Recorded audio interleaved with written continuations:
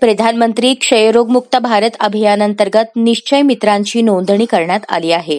यामध्ये सर्व क्षयरुग्णांना पोषण आहार देण्यासाठी विविध क्षेत्रातील खासगी संस्था, लायन्स क्लब, रोटरी क्लब व इतर सामाजिक संस्था यांच्यामार्फत पोषण आहार पुरवण्यासाठी सर्वांनी सहकार्य करावे असे आवाहन जिल्हाधिकारी कुमार आशीर्वाद यांनी केले। जिल्हाधिकारी कार्यालयातील सभागृहात 1 ऑक्टोबर रोजी घेण्यात आलेल्या जिल्हास्तरीय टीबी फोरम सभेत अध्यक्षस्थानावरून ते बोलत होते।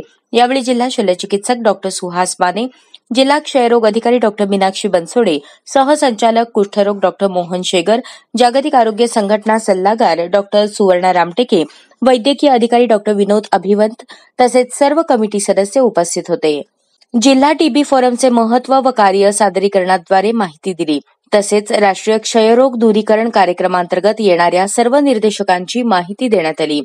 आशीर्वाद यांनी शासकीय वैद्यकीय अधिकार, खासगी वैद्यकीय व्यावसायिक, केमिस्ट, तालुका आरोग्य अधिकारी यांना टीबी नोटिफिकेशन आणि सर्व निर्देशकात वाढ होण्यासाठी सांगितले।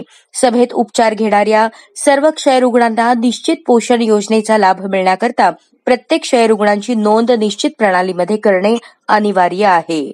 त्याकरता क्षयरुग्णांची नोंद करण्यासाठी 500 रुपये अनुदान देण्यात येते। तसेच क्षयरुग्णांच्या उपचारासाठी आउटकमची नोंद केल्यानंतर 500 रुपये अनुदान देण्यात येते। यासाठी वेळेवर क्षयरुग्णांची नोंदणी पोर्टलवर करणे अनिवार्य आहे।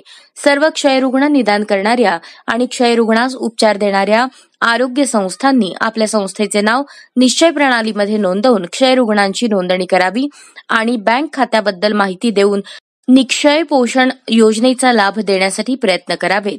सर्व क्षयरुग्णासंबंधीच्या प्रयोगशाळा तपासण्या, एक्स-रे सेंटर तसेच संपूर्ण कालावधीचा उपचार हा शासकीय आरोग्य संस्था तसेच शासकीय प्रयोगशाळांमध्ये विनामूल्य केला जातो, अशी माहिती सभेत देण्यात आली।